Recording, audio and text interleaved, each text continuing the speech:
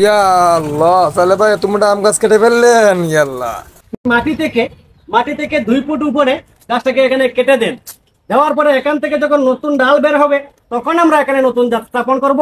গাছটা অনেক শক্তিশালী হবে। এবার এটাকে একটু ফেলে দিন। ইয়া আল্লাহ, তাহলে ভাই তোমরা আম গাছ কেটে ফেললেন। ইয়াল্লাহ, গাছটাকে ফেলে দিলাম। এই যে দেখেন এবার কি করছি, এটা কিন্তু প্রত্যেকের ঘরে থাকে ভাই। এটা হচ্ছে হলুদ। হলুদের গুঁড়াকে একটু পেস্ট করে এখানে দেখেন। আমরা যদি লাগিয়ে দেই, কোনো ছত্রাক এখান থেকে জন্ম নেবে না। গাছে নতুন করে যে ডালগুলা বের হবে এগুলা সতেজ হয়ে বের হবে।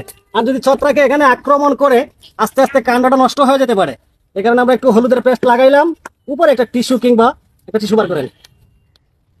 এইভাবে একটা পলি দিয়ে আপনি রাখতে পারেন।